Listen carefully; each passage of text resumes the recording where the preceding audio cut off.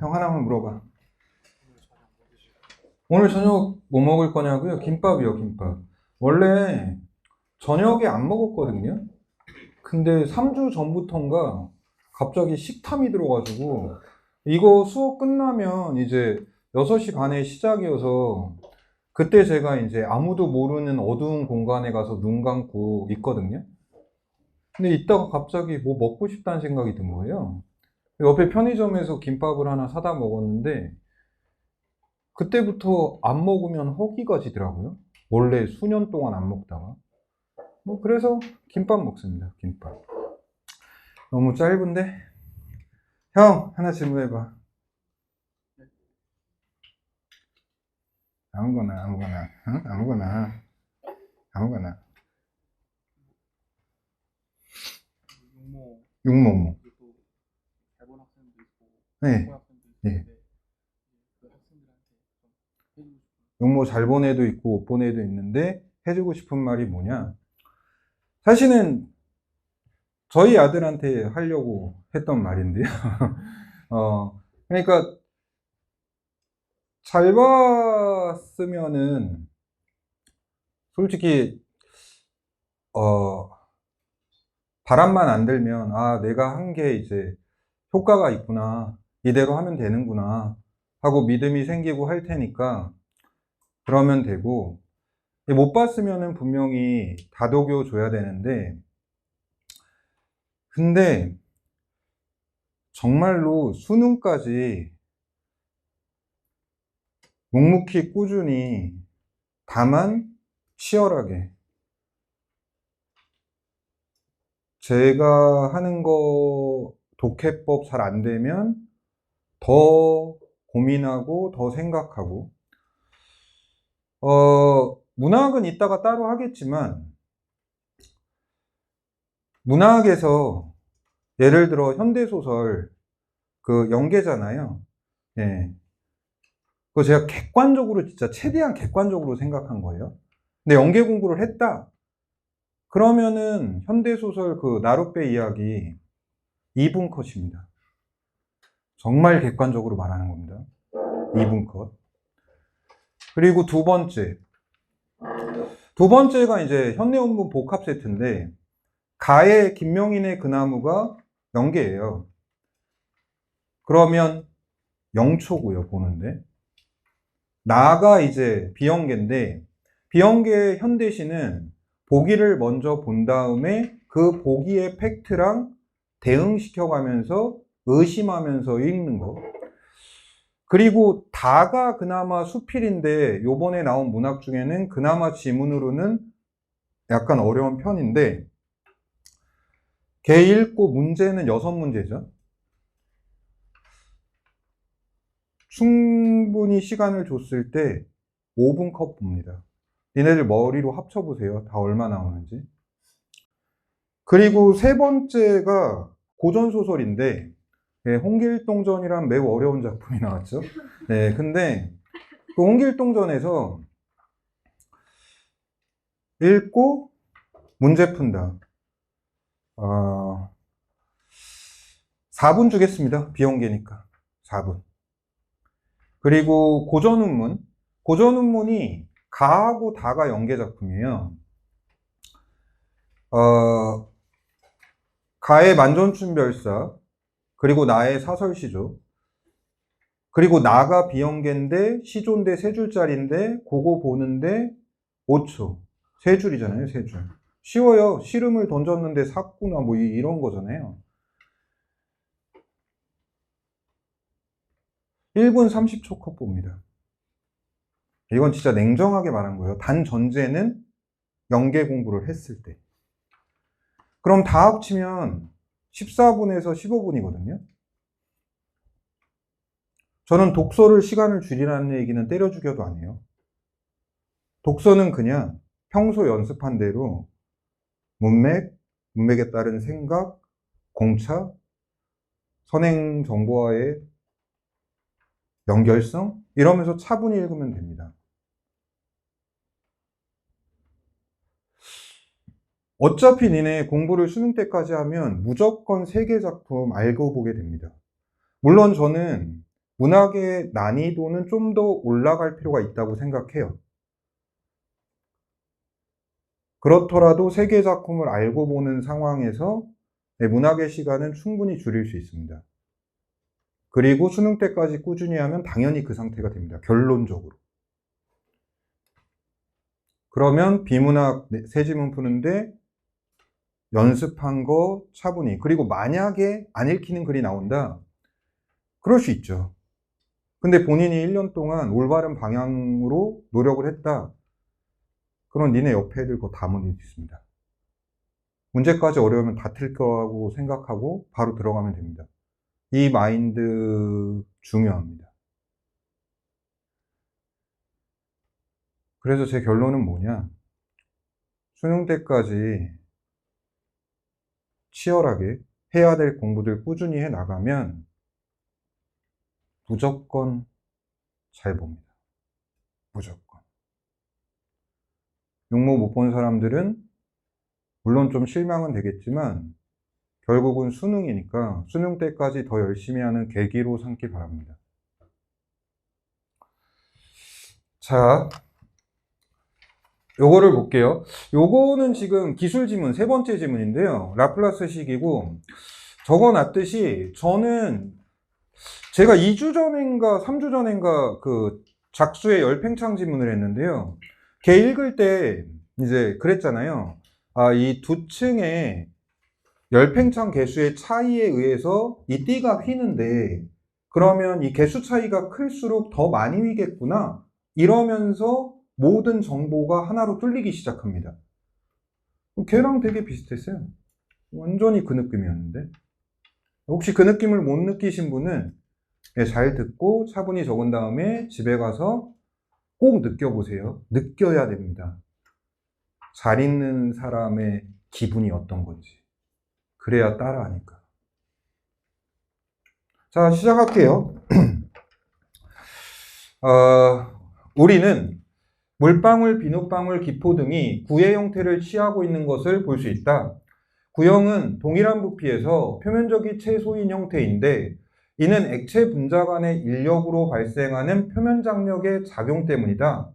이 문장에서 나온 대상들의 인과관계가 어떻게 되는 거예요? 일단 이 인력으로 인해서 표면 장력이 생긴다. 그리고 이 표면 장력으로 인해서 이 구형의 표면적이 최소가 되는 거다. 요 인과관계네요. 다음, 액체 방울에서 방울의 외부 압력과 표면 장력으로 인한 압력의 합이 내부 압력과 균형을 이룰 때 방울은 그 크기를 유지한다. 그럼 그 크기를 유지하는 건 언제라는 거예요? 이 방울에 작용하는 외부 압력과 이 표면 장력의 합이 내부 압력과 균형을 이룰 때, 일치할 때, 이때 크기가 유지된다는 얘기네. 이때 내부 압력은 액체 방울을 팽창시키는 힘으로 작용하고, 그러면 내부 압력은 이 액체를 팽창시키는 힘이다. 그런데 이 팽창시키는 힘이 외부 압력과 표면 장력의 합과 같아질 때 이 방울은 크기를 유지한다. 그럼 당연히 내부 압력과 표면 장력은 방울을 수축시키는 힘이라는 건데, 그러고 보니까 위에 어떤 글자가 보여요? 표면 장력은 분자 간의 인력으로 인해 발생한다고 그랬으니까, 아, 그렇네. 인력이면 안으로 끌어들이는 거니까 수축하는 힘이 맞겠구나.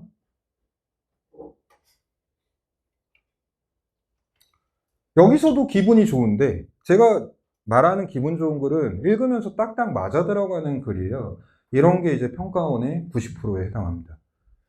근데 더 기분이 좋은 건 다음을 보니까 외부 압력과 표면 장력으로 인한 압력은 액체 방울을 수축시키고, 이러면 글이 얼마나 예뻐요. 예쁘잖아요. 야, 너 읽을 줄 아냐? 그럼 기분 좋게 읽고 풀어라. 딱 이런 글이잖아요.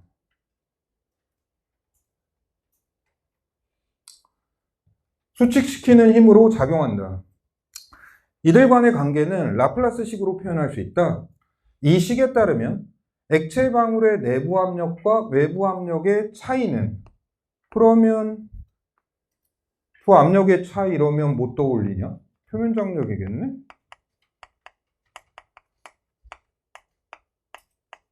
이 차이만큼 표면 장력이 합쳐졌을 때 크기가 유지되는 거니까. 이 차이는 구형의 액체 방울에서 표면 장력에 정비례하고, 기분 좋죠. 당연하지. 이 차이가 표면 장력일 텐데 정비례하겠지. 액체 방울의 반지름에 반비례한다. 그럼 저 차이, 표면 장력이 커지려면 반지름이 작아야 된다는 거니까 관계는 이렇게 되네. 이 방울의 반지름이 작을수록 외부 압력과 내부 압력의 차이가 커지고, 그 차이 값이 표면 장력이니까 이때 표면 장력도 커진다. 요거네.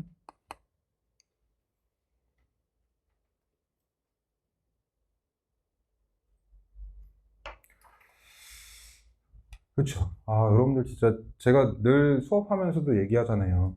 저 잘 읽히는 글들 읽는 거 되게 좋아한다고. 읽으면서 사고하면 딱딱 맞아떨어지는 이 느낌을 너무 사랑한다고.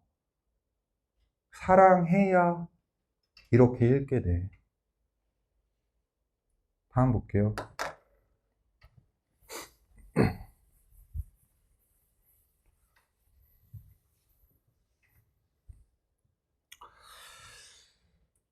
라플라스식은 사람이 호흡할 때 폐포에 작용하는 압력과 표면 장력 사이의 관계를 설명할 때도 유용하다. 폐포에 작용하는 압력과 표면 장력 사이의 관계. 네, 라플라스식으로 이걸 표현할 수 있다. 라플라스식이 뭔데? 외부 압력과 내부 압력과 표면 장력 간의 관계를 얘기한 거였잖아요. 그러면 이 압력 뭐라고 생각하겠냐? 그럼 폐포에 외부 압력과 내부 압력이 작용을 한다는 얘기일 텐데, 만약에 이때 내부 압력이 크면 그만큼의 차이가 표면 장력이 된다. 인가? 예, 이런 의심을 하죠. 라플라스식이 어차피 이 세 개의 관계를 나타내는데, 폐포는 뭐 폐죠, 인간의 폐.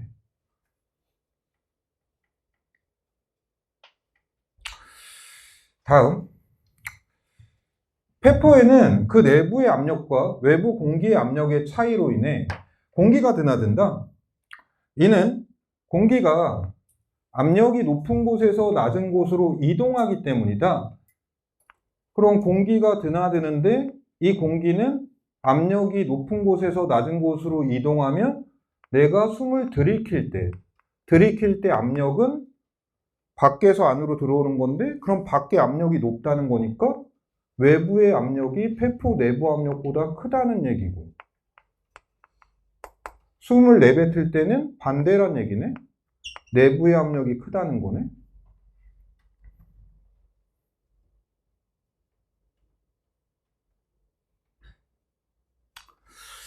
다음, 폐포를 둘러싸고 있는 액체층의 표면 장력은 폐포를 수축하게 하는 압력으로 작용한다. 앞에 나왔던 얘기니까 표면 장력은 수축시키는 거. 그런데 지질과 단백질로 구성된 계면 활성제가 분비되어 액체 측의 표면 장력을 낮춘다. 계면 활성제, 얘가 표면 장력을 낮춘다고? 계면 활성제가 커지면 표면 장력이 낮아진다고? 야, 그럼 표면 장력이 낮아진다는 건 외부와 내부. 근데 외부의 표면 장력이 달라붙는 건데, 이 힘이 낮아지면 내부의 압력이 더 크다는 얘긴데? 맞잖아요? 야, 근데 앞에 내용에 의하면 내부 압력이 방울을 어떻게 하는 힘이라고 했냐? 팽창시킨다며? 그러면 계면 활성제가 작용을 하면 폐가 팽창된다는 얘기인가? 충분히 당연히 할 수 있는 생각이잖아요. 근데 뒤에 뭐라고 나와요? 이에 따라 폐포의 확장이 쉬워진다. 그러면 기분이 좋잖아요. 기분이가 좋다고. 잘 읽히는데? 이렇게 된다고.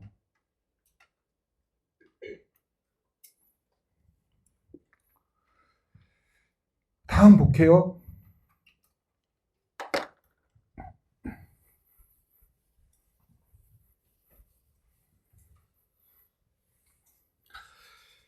라플라스식은 두 기포가 합쳐지는 경우를 이해하는 데에도 도움이 된다. 크기가 서로 다르고 구성 물질은 같은 두 기포가 접하여 하나로 합쳐질 때 한쪽 기포에서 다른 쪽 기포로 공기가 이동한다. 이 결과로 두 기포가 합쳐져 기존의 기포보다 더 큰 기포 하나가 만들어진다. 그러니까 얘를 읽었을 때, 그러니까 제가 중요시하는 태도가 관련돼 있는 선행 정보가 있으면 끌어서 생각하는 건데, 그게 습관이 돼 있으면, 야, 두 개의 기포가 합쳐져서 크기가 커졌으면 앞에 못 떠오르는 거냐? 반지름이 커졌네? 그렇잖아요. 그러면 이때, 두 개가 합쳐져서 크기가 커졌으니까, 그러면 외부 내부 압력의 차이가 줄었겠네? 이러면 이 차이가 표면 장력이니까 표면 장력이 줄었겠네?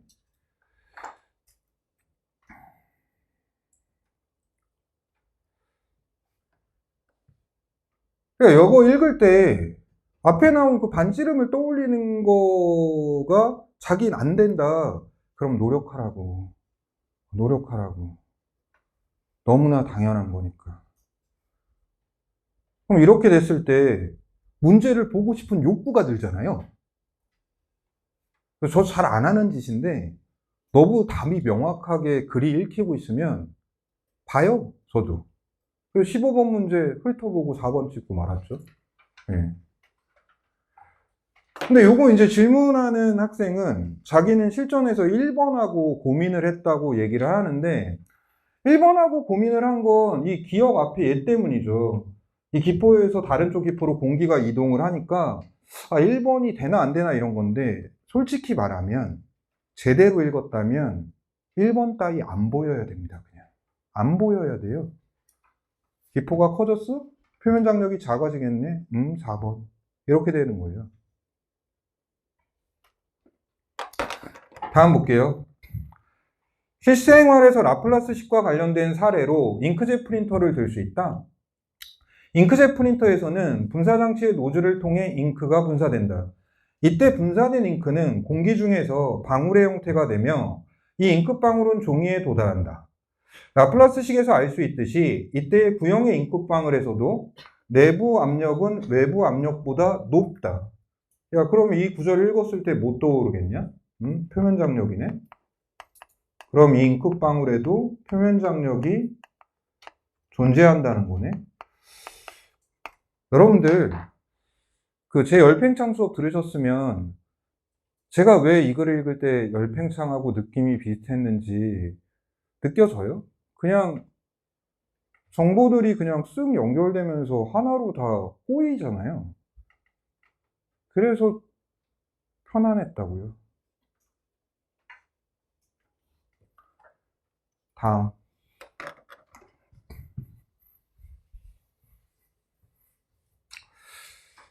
구형의 잉크방울이 형성되는 것만으로 인쇄가 제대로 이루어지는 것은 아니다. 잉크방울이 노즐에서 나와서 목표 지점에 얼마나 안정적으로 도착하는지의 정도는 오네소르게 수로 표현된다. 오네소르게 수는 잉크의 점도, 표면 장력, 밀도와 잉크젯 프린터의 노즐 지름에 의해 결정된다. 근데 요거를 봤을 때 제가요, 어떤 의심을 했냐면요. 이런 의심을 했어요. 왜냐하면 이 앞에서 저 노즐을 해서 잉크를 분사한다는 얘기가 있었거든요. 그러면 지름이 커지면 분사되는 잉크방울에 지름이 커지는 거 아닌가? 그래서 제가 한 의심은 이거였어요. 그럼 이 노즐 지름이 크면 잉크방울의 지름이 커진다는 얘기인가? 그렇게 되면 차이가 줄어들 텐데, 이렇게 되면 표면 장력이 줄어들 텐데, 인가? 이랬어요. 근데 이게 왜 의심을 한 것 같아요?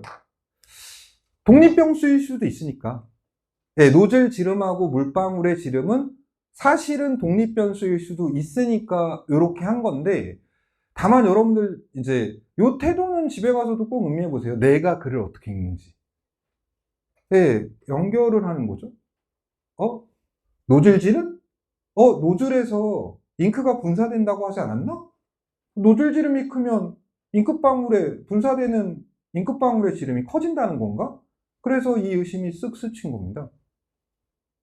물론 아닐 수도 있습니다. 노즐 지름과 잉크방울 지름은 독립변수일 수도 있죠. 그래서 의심만 한 겁니다. 다음 볼게요. 점도란 끈적거림의 정도를 말하며 액체가 끈적끈적할수록 점도가 크다. 온의 소르게 수는 잉크의 점도가 클수록 크고, 그러면 점도가 크면 이 수가 커진다. 잉크의 표면 장력, 잉크의 밀도, 노즐의 지름, 이 세 값의 곱이 클수록 작다. 그러면 이 세 값의 곱이 작아야 온의 소르게 수가 커진다는 거네. 근데 내가 이 의심이 들었으면 자연스럽게 어떤 의문이 따라왔겠니?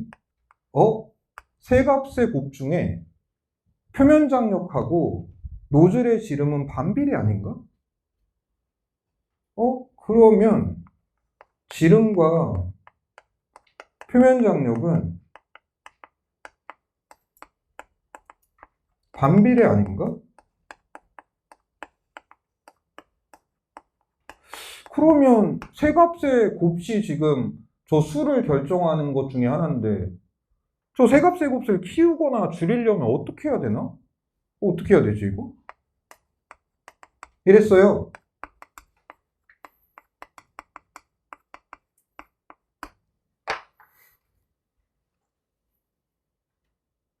다시 한번 말하지만, 예, 보실 때 이런 생각 혹시 안 했더라도, 왜 이런 생각으로 연결이 되고 있는지 글을 어떻게 보려고 하기 때문에, 연결해서 보려고 하는 시각이 습관이 되어 있기 때문입니다. 그런 점은 좀 느껴보기 바랍니다. 다음, 따라서 이러한 요인들을 알맞게 조절함으로써 안전적인 인쇄가 가능하다.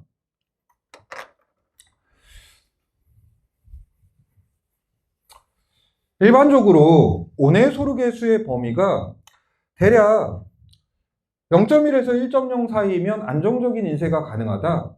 가령 점도가 커서 온의 소르게 수가 이 범위보다 크게 되면 점도 때문에. 그래서 든 생각은 이거예요. 그러면 어쨌든 안정적으로 인쇄하려면 이 수 낮춰야 되는데. 그런데 점도가 커서 지금 이 수가 커진 거니까, 그러면 다른 변수인 세 값의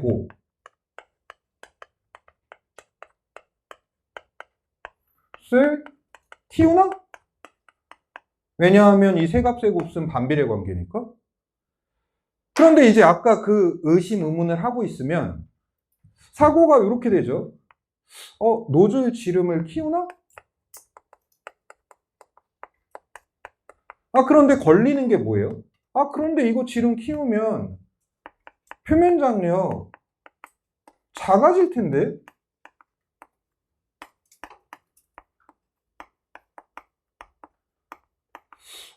이거 두 개가 반비례면 세 값의 곱을 키우려면 어떻게 해야 되나? 이랬거든요. 근데 이거 문제 어때요? 문제 얘 전혀 안 건드리던데? 점도가 커지면 어떡하지? 약품 넣어서 점도 줄여버리는데 그냥? 그리고 선지를 봐도 조건을 먼저 줘요. 표면 장력이 유지되면서. 지름은 어떻게 하겠다? 그러니까 지름하고 표면 장력을 같이 변수로 안 써버리더라고요. 세 값의 곱수 묶어서 얘기해버리지. 그래서 난 지금 내 생각이 맞는지 틀린지 모르겠어요. 근데 다만, 이 글에선 이 둘의 반비례 관계가 사실 해결이 안 되는데, 안 건드려요, 문제가 하나도, 얘를. 문제 풀 때도 그냥 편안했죠. 다음 볼게요. 크게 되면 잉크가 노즐 밖으로 나오지 못한다. 이와 반대의 경우, 반대는 그러면 작게 되면인데, 수많은 위성 잉크 방울이 생겨 원치 않는 오염이 발생한다. 그러면 서로 반대인데 앞에서 너무 크면 안 나온다고 그랬으니까 그게 반대면 오염이란 말도 있으니까 그럼 위성 잉크는 안 나오는 거에 반대. 잉크가 사방팔방으로 튄다는 뜻이겠구나, 위성 잉크가.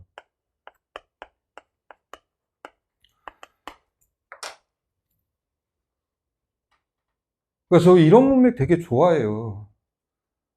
아니, 문맥에 의해서 어떤 글자들의 의미를 생각을 하게 되고, 그리고 이 글자를 봤는데 위성 잉크니까 본체가 있는데 이 위성들이 막 튀었다는 얘기일 거 아니에요.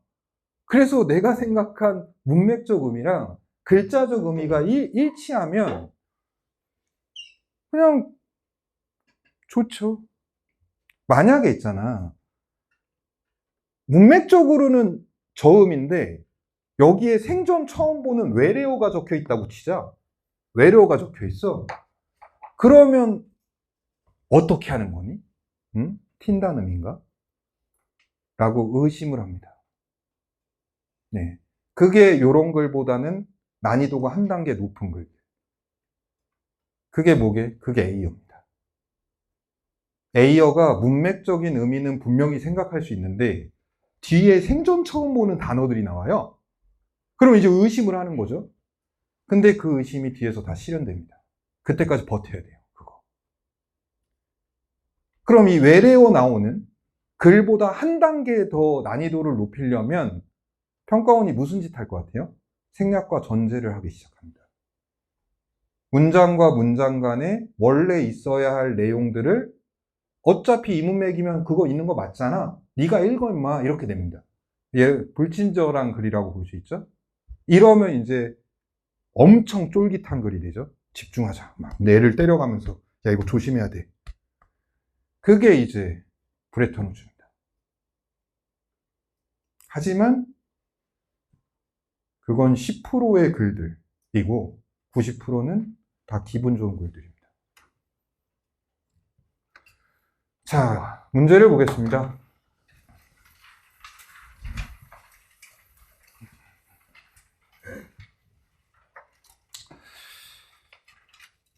윗글에서 알 수 있는 내용으로 얘가 오답률 딱 10등이에요. 얘가 10등. 알 수 있는 내용으로 적절하지 않은 것은 1. 액체방울이 구형을 이루는 것은 액체의 표면 장력이 작용하기 때문이다. 아까처럼 읽었으면 그래서 표면적이 최소가 되는 거니까 맞지? 네, 이렇게 되겠죠? 2번. 동일한 부피의 액체는 구형을 이루고 있을 때가 다른 형태를 이루고 있을 때보다 표면적이 작다. 1, 2번은 그냥 거의 같은 말. 3번. 호흡이 일어나려면 폐포 내부 압력과 인체 외부 압력에 차이가 발생해야 된다. 당연히 맞고요. 들쑥날쑥 아까처럼 읽었으면 보자마자 맞고요. 4번. 지질은 이게 있잖아. 이 지질을 봤을 때 계면활성제다 이랬거든요. 분명히 이런 애들 있을 거예요. 근데 어떤 학생이 이제 제가 수업을 하고 나서 이런 질문을 하더라고요. 그럼 선생님은 지질과 단백질로 이루어진 계면활성제를 봤을 때 얘가 사진처럼 기억이 나신다는 얘기인가요? 그래서 지질을 보자마자 계면활성제라고 바로 들어가실 수 있는 건가요? 이거 솔직히 말하면 느낌이 좀 달라요. 저도 세부 정보 사진처럼 기억은 못 하거든요. 다만 지금 글을 이런 식으로 제가 읽었잖아요. 기분 좋게 하나의 흐름으로. 이랬을 때 저 지질을 보잖아요. 지질이 이 글에서 위치할 자리가 계면활성제밖에 없다는 느낌이에요, 사실. 그런 느낌이에요, 이거. 다른 자리에 들어갈 데가 없다. 이것도 꼭 느껴봤으면 좋겠는데. 세부 정보가 다 기억나는 게 아니라 글을 흐름으로 잘 읽었으면 그 정보가 어디에 있다는 느낌이 사실 들어요. 다음 볼게요. 지질은 폐포를 수축하게 하는 압력. 그럼 뭐 떠올렸겠어요? 계면활성제와 관련해서 수축이라는 말이 떴잖아요? 그럼 바로 뭐로 읽겠어요? 표면장력으로 읽죠. 왜? 계면활성제랑 관련 있는 변수는 얘였으니까. 얘가 수축시키는 힘은 맞잖아요. 근데 얘가 커지면 얘가 작아지는 건데 약화. 맞네? 이렇게 되죠.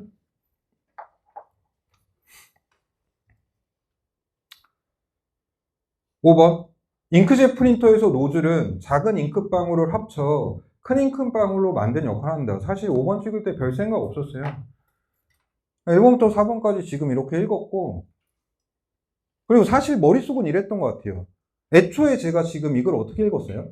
노즐에서 잉크방울이 나오니까 잉크가 엄청 큰 탱크가 있는데 그 노즐을 통해서 한 방울씩 찢어지면서 나온다는 느낌으로 읽었기 때문에 저는 당연히 5번 보고 1, 4 다 맞으니까 바로 찍었는데, 근데 솔직히 5번 이상해요. 아, 이 말이 맞다면 이 새끼들이 튀어나오면서 자, 합체.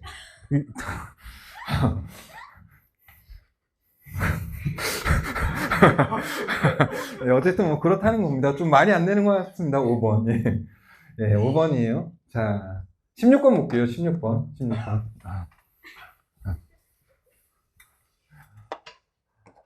윗글을 바탕으로 보기에 대해 탐구한 내용으로 가장 적절한 것은 잉크젯 프린터와 잉크를 구입한 직후 시험 삼아 문서 한 장을 인쇄했을 때 빨간색 잉크와 파란색 잉크 모두 안정적으로 출력되었다.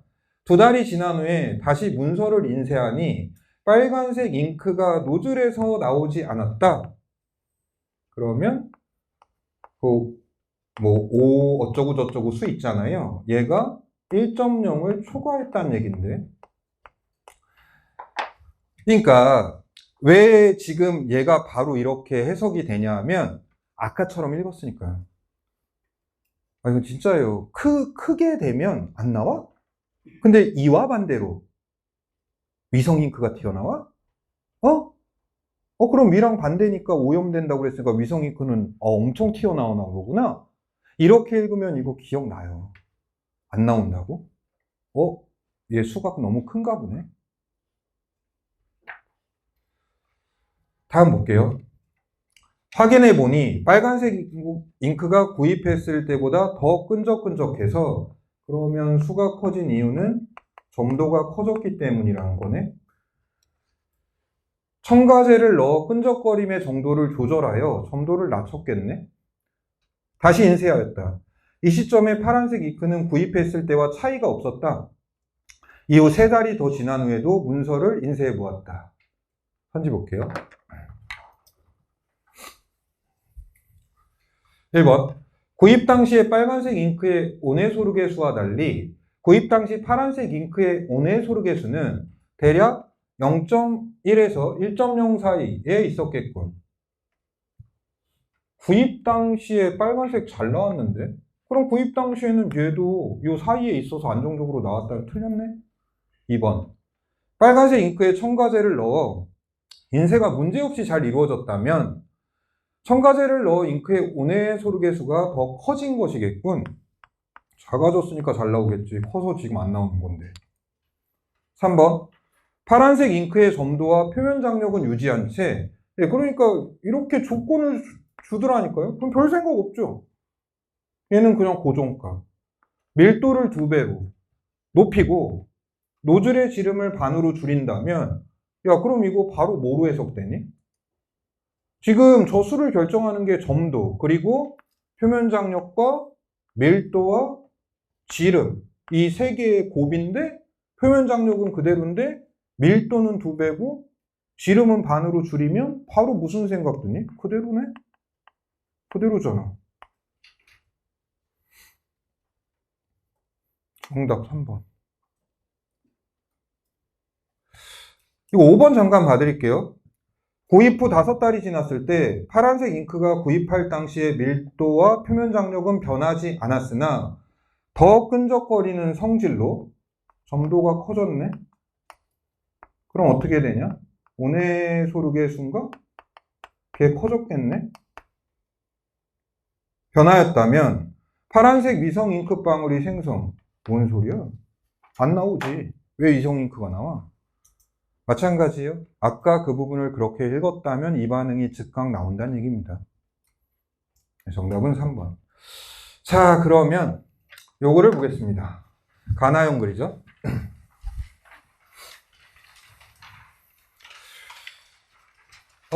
첫 번째 그 시장이론 글에서도 제가 말했지만 요거 문맥 읽기와 공차 파악이 중요하다. 똑같아요. 이 글도 뭐 문맥적 읽기, 공차 파악 아주 기분 좋게 읽었고요. 다만 얘는 이제 특히 8번 문제가 이 선지 변형. 그러니까 제가 8번 문제를 풀 때요. 어땠냐 하면 1, 2, 3, 4번을 본 다음에 5번을 봤는데 5번 선지가 뭔가 꼬여있는 느낌이었어요. 근데 제가 수험생이면 제 1, 2, 3, 4를 확실히 따졌기 때문에 그 느낌에서 시간 보고 조절해서 그냥 찍었을 것도 같아요. 근데 저는 선생이고 수업을 해야 되니까 다시 한번 명확히 논리적으로 따져봤거든요. 그리고 솔직히 깜짝 놀랐습니다. 우와. 5번을 제대로 제끼신 학생 물론 있을 수 있죠. 있을 거예요. 근데 저는 느낌이 이랬어요. 와, 이 정도 난이도 지문에서 이 정도 레벨의 선지를 뽑아낼 수도 있구나. 8번에 5번은 조금 감탄했던 선지입니다, 저는. 자, 그러면 시작을 해볼게요.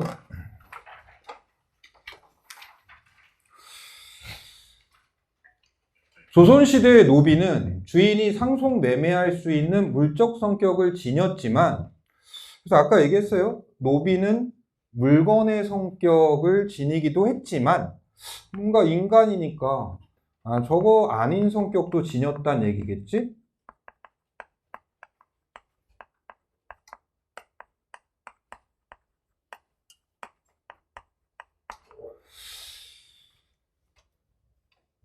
네, 저걸 느끼고 이제 뒤를 보는 거죠. 그러니까 제가 글 읽을 때 집중하는 이유는 사실은 아무리 훈련이 돼 있더라도 집중을 안 하면 순식간에 놓치면 이제 이런 생각을 안 하면서 밀리면 글이 제대로 안 읽히거든요. 그런 거예요, 그냥. 평소에 훈련한 대로 읽으려고. 재산권 및 소송권 등 자유와 권리도 부분적으로 인정. 그러면 그냥 읽히는 거죠. 왜? 생각한 의미랑 맞으니까. 아까도 말했지만 여기에 외계어 같은 게 들어가 있다. 그러면 어떡한다고요? 의심한다고요. 물적 성격과 반대되는 성질을 말하는 건가? 이러면서. 다음. 조선 전기에 증가하던 노비의 수는 외란과 호란 이후에 감소 추세를 보였고 여러 사정으로 양인과 노비의 신분 격차도 줄었다. 노비한테 좋은 흐름이네요. 이러한 변화, 감소 추세, 줄었다. 신분 격차. 노비에 대한 인식 변화로 이어졌고, 그래서 이 인식 변화는 노비의 자유와 권리가 확대되나? 증대되나? 네, 물론 이건 의심입니다. 뭐 흐름이 노비한테 좋으니까 노비한테 좋은 인식 변화로 이어졌겠거니 자유와 권리가 확대됐겠거니 뭐 이런 느낌이었어요. 이전에는 찾기 어려운 양반들의 노비에 대한 글로 그래서 이 글이 노비의 자유 권리 이런 걸 조금 신장시키자는 글이겠거니 하고 뒤를 봤어요. 근데 이 예측 맞아요, 틀려요? 틀려요. 다음 문단에 나오는 양반 이 새끼들 완전 쓰레기 새끼들이던데? 그렇잖아요, 읽으면. 심정적으로는 불쌍하고 너희들을 위해 준다. 하지만 신분은 엄연하지. 야, 그런데 그럼 이런 의심이 가치가 없는 거냐? 아니에요. 봐라. 나는 이 글이 노비들에 대한 어떤 권리 증대나 이런 글일 거라고 뒤를 봤는데 아니야. 이 자식들 나쁜 새끼들이야, 양반들. 그런데 이 기대를 충족시켜주는 애가 뒤에 이익이잖아요. 그러면 얘 어떻게 될 것 같냐? 글의 흐름이 되게 선명하게 머리에 남아요. 대단히 선명하게 시험장에서. 예측은 당연히 의심은 하는 거죠. 다만 근거가 있으면 무조건 하는 거지, 맞든 틀리든. 맞으면 맞아서 좋고 틀리면 더 선명하게 기억이 나는데. 다음 볼게요.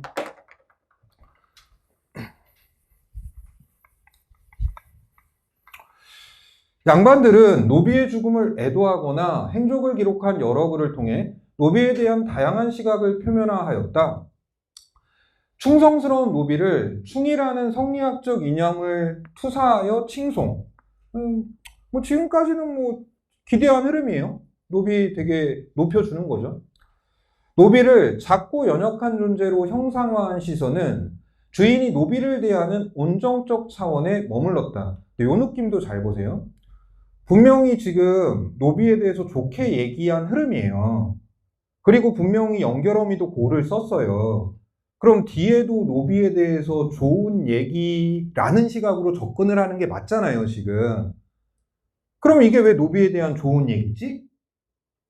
라고 본 거죠, 잠깐.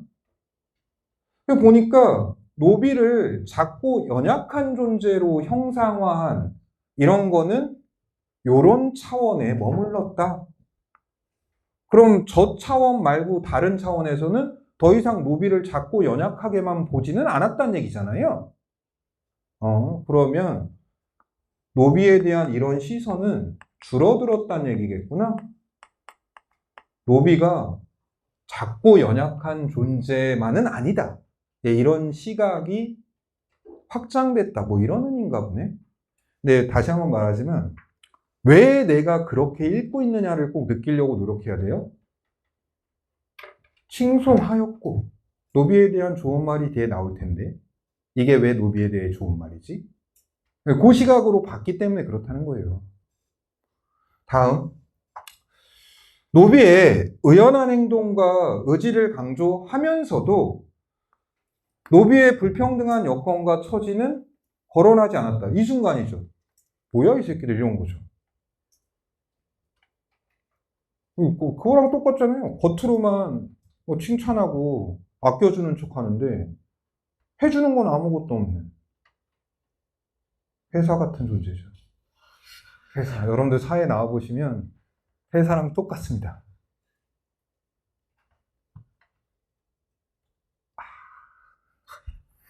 이런 말 하면 안 되는데. 다음 볼게요. 비난한 주인을 위해 희생하는 노비. 맞아, 이거 회사야. 야, 이거 일하는 애들 다 노비야. 야, 자본주의 사회에서 자본가가 아니면, 자본가는 건물주들. 걔네들 아니면 다 노비야, 개미야. 다만 왕개미냐, 일개미냐, 작은 개미냐, 이 차이만 있는 거지. 자본가들 뭐, 너희들 반드시 자본주의 사회에 나오면 자본가가 돼야 돼. 건물. 자, 그 다음 볼게요. 이거 진짜. 어쨌든, 노비의 애완에 관심을 두면서 노비에 대한 미안한 심정은 드러냈지만, 신분질서를 정면에서 문제 삼지 않았다? 똑같은 얘기 하는 거죠. 그래서 제가 이제 이 양반에 대해서 바로 느낀 건 모순적이다. 모순적이 다른 말로 뭐냐? 이율배반적. 예. 겉으로만 잘해주는 척 하면서 뭐 해주는 건 아무것도 없고, 이 자식들. 뭐야? 나쁜 새끼들이잖아? 예, 이랬어요. 야, 근데, 요 느낌을 가진 애는 나의 글에서 뭐를 읽을 때, 뭐야, 이 자식들 가해 양반들하고 거의 비슷한 새끼들이네? 이 느낌을 가질 수밖에 없어요. 다음으로 볼게요.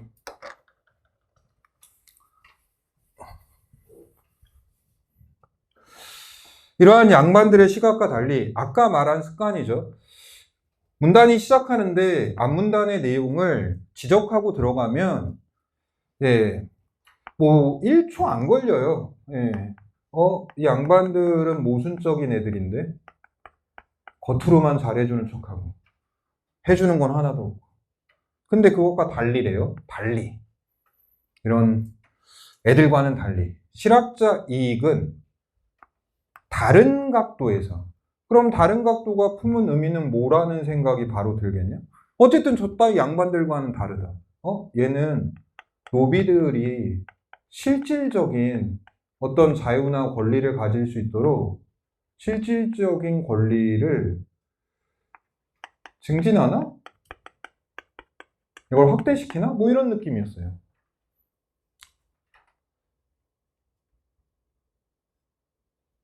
노비들을 위해서 뭔가 실질적으로 해준다는 건가? 다음, 노비 문제에 접근하였다. 그는 인간의 힘으로 어찌할 수 없는 천명, 천체의 운행에 따라 기륭을 점치는 영역인 성명, 시세에 따라 인간의 힘이 참여하는 조명으로 운명을 나누었다. 그러니까 이 구조야. 이 구조야. 운명을 나누었다. 어떤 구조냐? 예, 운명이라는 범주 안에 세 개가 들어가요. 그럼 어떡하라고? 차이는.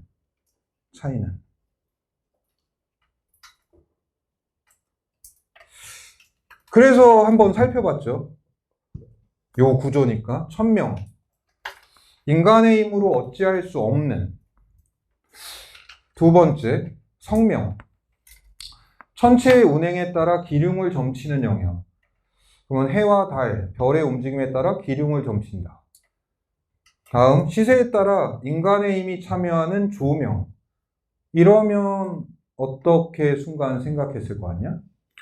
조명에만 인간의 힘이 미친다는 얘기네? 그렇네? 그래서 이렇게 보고 한번 살펴본 다음에 조명만 인간의 힘이 미친다는 것 같은데?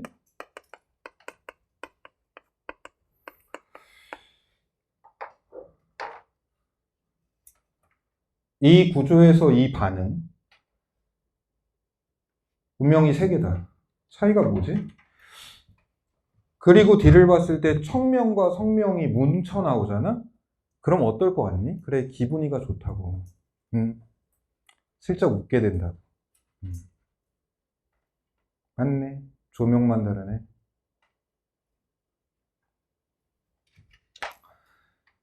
천명과 성명은 인간이 하는 일에 관여하지 않는 자연이치로 간주하고, 그러니까 이렇게 읽으면 결국 자연이치를 인간의 힘이 미치지 않는 운명을 뜻하는 거구나.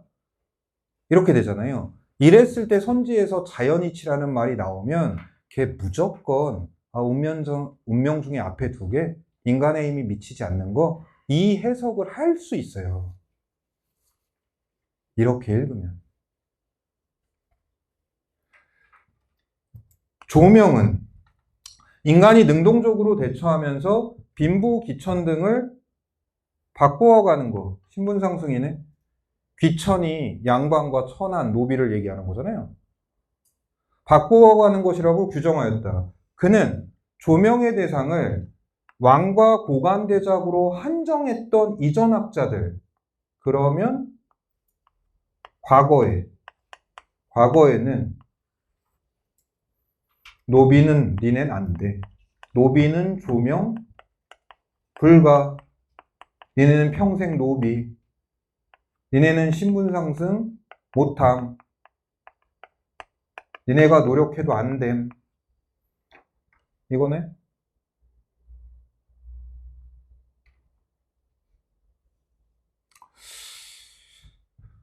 이 논의와 달리 노비를 포함된 모든 사람으로 확대. 역시 이익은 좋은 사람이었어. 얘는 기존의 이런 논의와 대립된다. 노비도 할 수 있어. 노비도 신분 상승 가능해. 맞네요. 노비의 실질적인 권리 증진을 추구한 거. 네.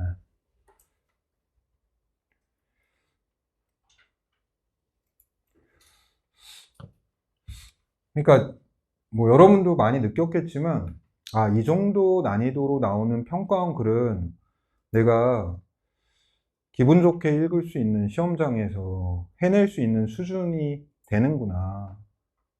와, 아직은 시험장에서 이렇게 읽는 거가 아직은 안 되네. 그러면 더 치열하게, 진짜로 치열하게 남의 거 받아먹을 생각하지 말고 어려운 글을 갖고 순간순간 문맥 보고 피드백 자료 보면서 치열하게 고민하고 생각하시면 무조건 이건 돼요. 다음 볼게요.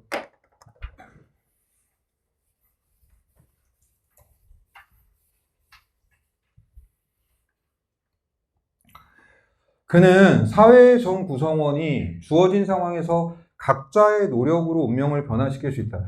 이런 게 중요하죠. 이 각자의 노력으로 운명을 변화시킬 수 있다 있잖아요. 이거 앞문단의 내용으로 예를 보면 이거 뭐로 읽겠어요? 조명 가능이죠. 조명 가능이잖아요. 네. 조명 가능하다는 얘기는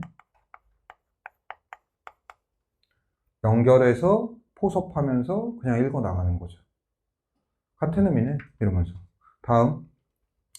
신분은 세습이 아닌 개인의 재주와 덕행에 따라 결정되어야 한다고 본 그는 노비의 매매와 세습을 금지하면 노비가 점차 사라질 것이라고 주장하였다. 이처럼 그는 양반 중심의 사회에서 벗어나 모두에게 기회를 개방하고자 하였다. 그에게 인간 삶의 변화는 갑자가 감당해야 할 몫이었고, 이게 뭐냐 이거? 네, 조명을 통한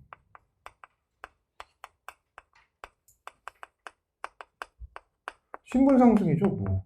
귀천을 바꿔버리는 거. 니네가 노력하면 된다. 그럼 국가의 역할은 뭐냐? 조명이 가능한 최소한의 기반을 보장해주고 결과에 개입하지 않는 것이었다. 요게 뭐랑 연결되냐? 조명이 가능한 최소한의 기반을 보장. 앞에 얘네요. 노비의 매매와 세습을 금지. 이건 국가가 해줘야지. 이 얘기네. 요것만 해주고, 그리고 그 다음은 각자의 몫이다. 네가 노력해라. 너의 조명으로. 이 얘기네. 국가는 결과에 개입하지 마라.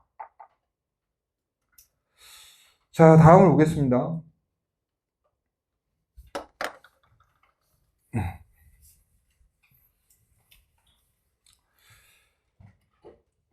19세기 말부터 서구에 기본권 사상이 알려지면서 민권에 대한 논의가 구체화되었다. 여기서 제가 한 생각은 이거였어요. 노비도 기본권이 주장되나? 근데 이제 집에 가서 제가 느껴보라는 건 이거예요. 얘가 여기서 왜 이런 생각을 하는 걸까? 왜 이런 생각을 하는 거겠어요? 가나형 글이니까요. 나의 글이 어떤 식으로든 가랑 연결, 관련이 있을 거니까 그 연결을 놓치지 않으려고 하는 거예요. 그 관련성을. 다음 볼게요. 임오군란 이후 급진 개화파는 사회개혁의 핵심 중 하나로 민권신장에 관심을 기울였다. 육일주는 근대의 국민국가 달성을 위해 필요한 존재로 민에 주목하였다. 그는 민에게는 절대적인 첨부 인권 이외에 사회계약에 의한 상대적 권리인 인위적 권리가 있고, 그럼 민에게는 두 개의 권리가 있는 거잖아요. 두 개의 권리가.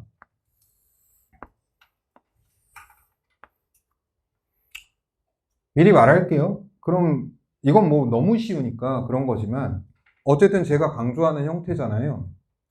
차이가 뭐지? 민에게는 두 개의 권리가 있다. 하나는 첨부인권, 또 하나는 인위적 권리.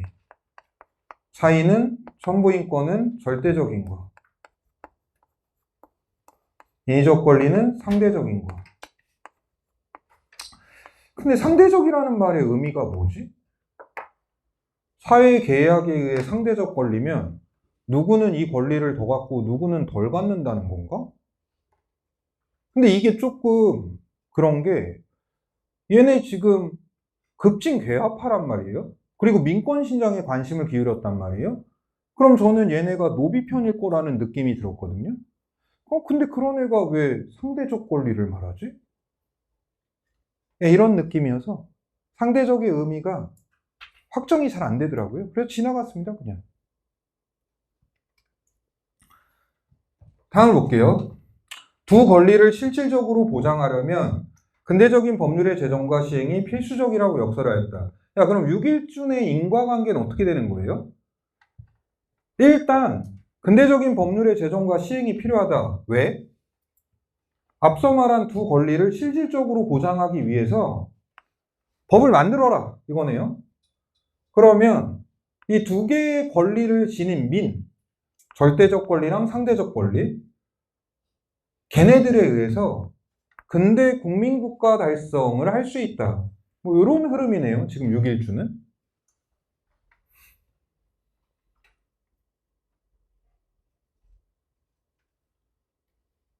다음 볼게요. 하지만 그에게 민은 무지한 존재. 민을 왜 무시하지? 그런 흐름이 아니었는데 6일주는. 다음 볼게요. 존재였기 때문에 교육받지 않으면 사회 혼란을 초래할 수 있는 존재로 간주되었다. 교육을 꼭 시켜야 된다는 얘기네. 다음. 박영효는. 그러니까 이렇게 되면 제가 이제 갖는 생각은 이거예요. 유아의 공차가 뭐지? 근데 문단이 안 바뀌었잖아요, 지금. 그러면 박영효도 뭐라는 얘기예요? 급진 개합하라는 거죠, 지금. 6일준과 함께. 그러니까 일단 공통점은 뭐예요? 둘 다 급진 개합화가 공통점. 상위범주니까. 차이가 뭐지? 다음 볼게요. 민권이 보장되지 않으면 국권도 위태롭다고 보았다. 그리고 민의 자유와 권리는 법을 통해서만 존재 가능하고 공통점인데 이거? 왜? 6일쯤도 지금 이 법률의 제정과 시행이 시급하다고 했으니까 법을 중시한 거는 둘이 공통점이네? 법을 지킬 때만 보호받을 수 있다고 주장하였다. 뭐야? 이거 여기서 끝이야? 그럼 공통점은 일단 둘 다 급진 개혁파인 거라. 그리고 둘 다 법을 중시했다. 차이가 뭐지? 그래서 제가 여기서 차이라고 생각하고 넘어간 건 사실 이거거든요. 6일주는 민이 갖는 권리를 두 가지 종류로 구분을 했는데 박영효는 이에 대한 언급이 없네. 이거는 사실은 확실한 차이는 아니에요. 근데 여러분들이 좀 느껴줬으면 하는 건 제가 이걸 얼마나 중요하게 생각하는 독법을 펼치느냐예요. 차이는 있을 텐데. 이거라도 차이로 잡아놓고 지나가야겠다. 네.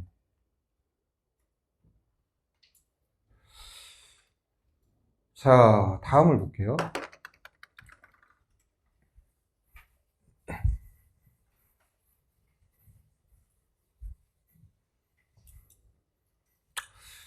김윤식을 비롯한 온건개화파는 그럼 어떤 생각하고 들어갈 것 같니?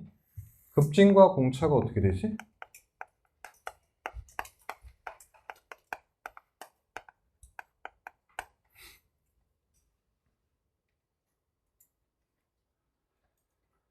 일단 공통점 하나는 뭐예요? 개화파. 이거 일단 공통점. 근데 하나는 급, 하나는 온. 다음 볼게요. 국가의 노비세습 금지령 공포에 대해 전적으로 지지한다는 입장을 표명하면서도 그럼 이거는 공통점이겠네? 급진은 당연히 급진 계열 애들은 이걸 찬성할 거고 근데 온건 애들은 요건 지지 노비세습 금지령 찬성하면서도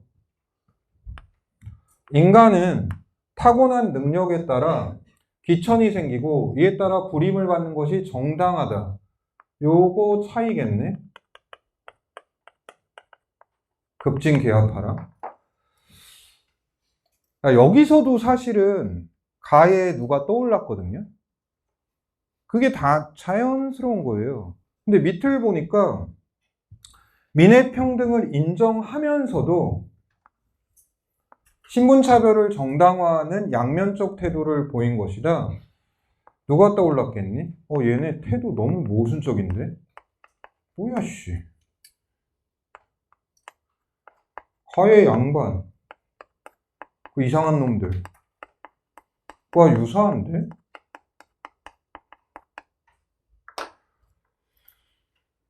물론 걔네들과는 근본적으로 다른 게 있죠. 얘네는 어쨌든 민의평등 인정했고 노비세습도 금지니까 당연히 걔네랑 같진 않아요. 근데 왜 얘네가 떠오를 수밖에 없었는지를 좀 느껴보시라고요. 태도가 너무 모순적이에요, 얘네. 다음 볼게요. 민권에 관한 개합파의 주장은 여러 상황과 맞물려 맞다. 여기서도. 야, 얘를 봤다?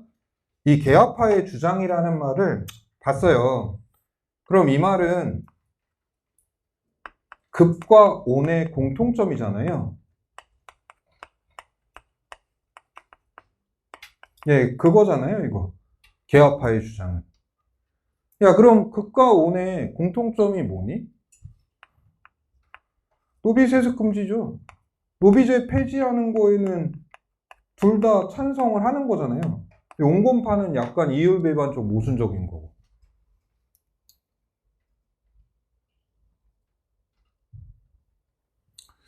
여러 상황과 맞물려 갑오개혁의 신분제 폐지라는 법제상 조치. 이런 게 이제 기분이 좋은 거예요. 나는 내가 훈련한 대로 읽고 있는데 그걸 딱딱 뒤에서 확인시켜주면 잘 읽힌다. 이렇게 되는 거예요. 사실 여기서 이 생각은 살짝 했어요. 법을 강조한 건 급진 쪽얘기인데 법제상 저건 급진의 의견을 받아들인 건가? 이랬던 것 같아요, 처음에. 다음 볼게요. 조치로 이어졌지만 노비는 잔존했고 사회적 차별도 지속되었다. 이러한 상황에서 독립협회는 자유와 평등은 하늘이 준 권리임을 근거로 노비 소유와 매매를 맹렬히 비판하였다. 독립협회들이 가장 좋은 애들이네요. 다음.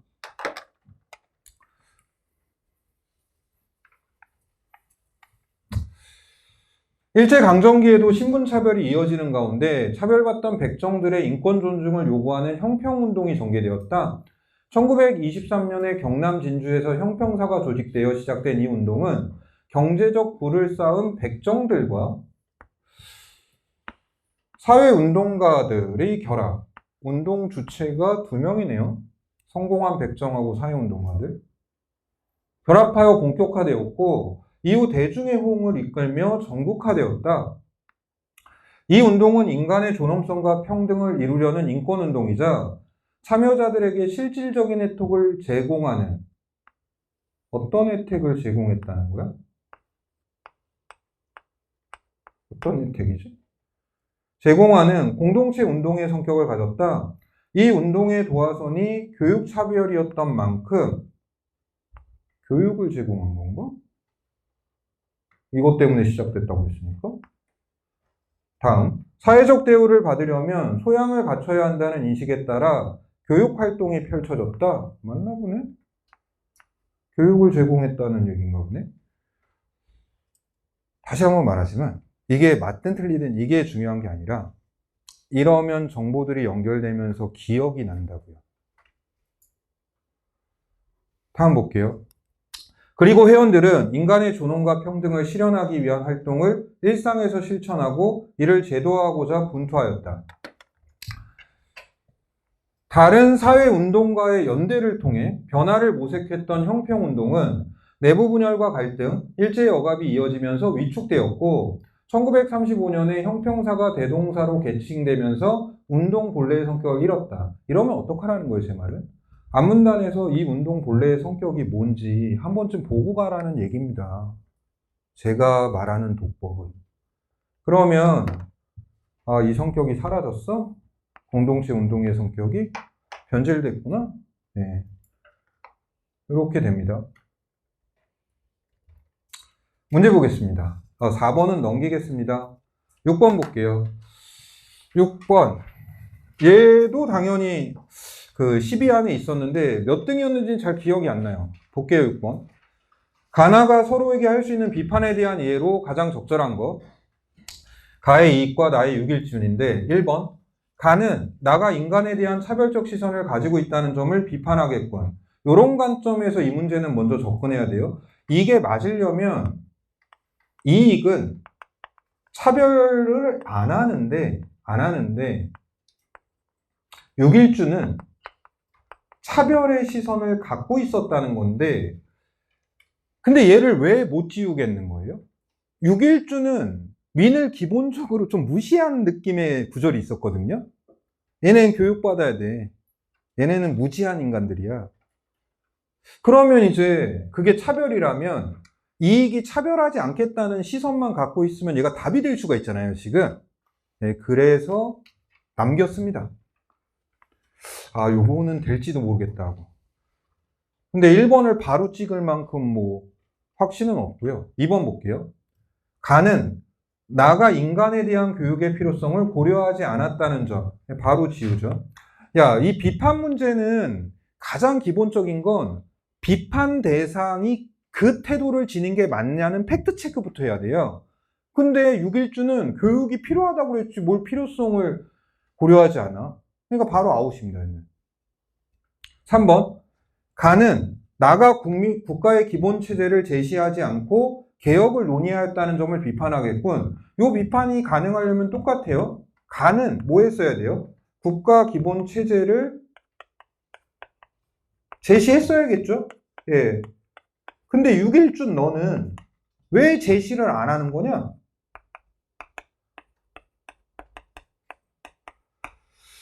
근데 제가 얘를 왜 바로 판단 못 했냐면 이게 명시적으로 이 국가 체제에 대한 언급은 둘 다 안 했어요. 다만 순간 의심되는 건 6일주는 그 법률의 집행 이런 재정을 중요시했거든요. 근데 이거 국가 체제로 보면 3번은 답이 안 되거든요, 지금. 근데 그거를 국가 체제로 명확히 볼 수 있냐, 이게 좀 무서운 거예요. 그래서 얘도 남겼습니다. 너도 잠깐 남아라. 4번. 나는 가가 국가의 개입을 강조하여 개인의 발전 기회를 차단한다는 점. 바로 틀렸죠. 가는 국가 개입을 강조하지 않았어요. 국가 개입은 최소한이라고 했죠. 5번. 나는 가가 인간이 태어날 때부터 정해져 있는 자연적 인치를 언급하지 않았다. 언급했어요. 아까처럼 읽었다면 이게 그 앞에 있는 운명 2개, 천명하고 나머지 뭐냐? 성명이었냐? 뭐냐? 어쨌든 그거. 그래서 이렇게 되면 이제 1, 3번이 남게 되는데 이러면 이제 더 확실히 하기 위해서 확인을 하죠. 일단 1번. 이게 되려면 일단 6일주는 차별적 시선을 지녀야 되는데 민은 무지한 존재다. 이런 거 이거 그러면 가가 차별을 안 해야 되는데 모두에게 기회를 개방해야 된다. 이거는 못 지우겠는데? 요 느낌이었어요. 요 느낌. 그러면 3번. 국가의 기본 체제. 근데 근대적인 법률의 제정과 시행이 필수적이다. 이걸 이제 국가 체제에 대한 언급으로 봐야 되냐? 만약에 이게 국가 체제 언급이면 3번은 안 되는데, 근데 6일준이 그 얘기를 했어야 되는데 6일준이 이런 얘기를 했거든요. 국가의 역할은 최소한이다 이랬거든요. 6일준이 아니라 이익 쪽에서 국가 체제로 볼 만한 내용이 없는 거예요, 지금. 그래서 3번 안녕. 1번. 네. 자, 다음 8번. 얘가 전체 요도압력이 3등이고 여기에 이제 5번 선지가 저는 볼만하다 이건데 볼게요. 가나를 바탕으로 보기를 이해한 내용으로 적절하지 않은 것. 서양의 고대 사상가들은 대체로 노예제의 정당성을 인정했다. 이러면 노예제는 정당하다. 가의 양반들이랑 플러스 누가 떠올랐을 거 아니야? 뭐 나처럼 읽었다면 뭐 나처럼 읽어야 된다는 거 아니고. 나의 온건파. 그 온건파가 노비제 폐지를 받아들인 건 맞는데 노예제가 정당하다는 얘기를 모순적으로 했어요. 예. 그래서 얘네 둘 떠올랐고요. 다음. 대표적으로 아리스토텔레스는 본래부터 심사숙고 능력이 없는 노예는 시민과 구별하여 철저하게 정치에서 배제돼야 한다고 보았다. 계몽주의 시대 이후 이 부분 이렇게 읽었는지 본인이 꼭 체크해 보세요. 사회의 공리를 극대화하지 않는 모든 제도와 법률의 근본 개혁을 촉구하며 노예를 해방. 그러면 이 문맥에서 개혁해야 된다 이거. 이게 지금 해방과 매칭이 되잖아요. 그럼 니네 요 부분 있죠. 사회의 공리를 극대화하지 않는 모든 제도와 법률. 얘가 노예로 해석되죠. 노예제로. 문맥상 그럴 수밖에 없어요. 야, 이렇게 읽게 되면 2번 선지 전혀 헷갈릴 이유가 없어요. 결국은 이 공리 극대화하지 않는 제도와 법률은 노예인 거고 이거 개혁하자는 건 노예 해방이니까 2번 선지가 바로 노예 해방으로 읽혀요. 그렇게 읽었어야 돼요, 그냥. 다음. 한다는 주장이 제기되었다. 그리고 유럽 각국의 식민 지배에 따라 노예를 사고 파는 노예 무역이 본격화되는 가운데 노예들의 빼앗긴 자유를 회복시키자는 노예 해방론이 제기되었다. 노예 해방론을 봤을 때 생각나는 건 일단 가해 이익, 착한 사람 플러스 급진계약파 플러스 독립 신문인가 뭔가 걔네들. 얘네들은 노예 해방론 맞죠? 다음, 노예제하에서 스스로의 노력으로 노예에서 해방되어 문학적 성취를 이룬 노예 출신 작가들은 노예를 차별할 이유가 없음을 강조하여 노예제에 반대하는 목소리를 높였다. 1번 볼게요.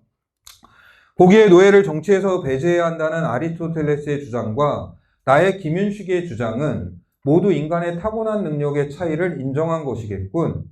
김윤식이 온건파인가?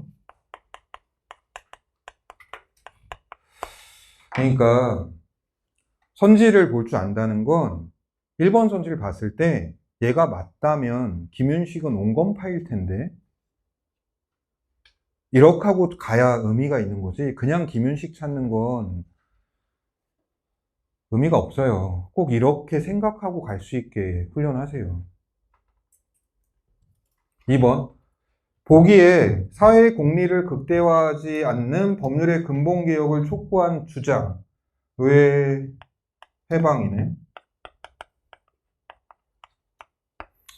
나의 박용효 급진파인데. 주장은 모두 인간의 권리 보장을 위해 법이 뒷받침되어야 한다는 것이겠군. 맞네요. 둘 다 법률. 그리고 박용효 아까 공통점이 법 중시하는 거였으니까 맞는데 이렇게 돼요. 근데 이것도 한번 비교해 보시면요. 야, 내가 1번 봤을 때는 뭐야, 김윤식이 온건파라는 거야? 근데 박용효는 급진파네 이랬잖아요. 요 차이가 왜 발생하는 것 같아요? 박용효를 읽을 때는 육일준하고 비교하면서 공차를 생각했기 때문에 박용효가 급진파라는 건 기억이 나요. 근데 나 김윤식 읽을 때 아무 생각 안 했잖아요. 그러니까 그 글자는 생각이 안 나요. 결론은 뭐냐?